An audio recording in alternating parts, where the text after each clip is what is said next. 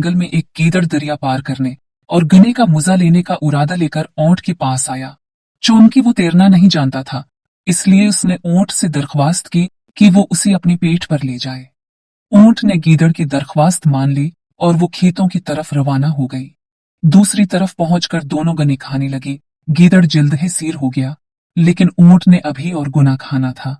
गीदड़ गुना खाने की बात जोर जोर से चीखने लगा, लेकिन ऊंट ने उसे ऐसा न करने को कहा।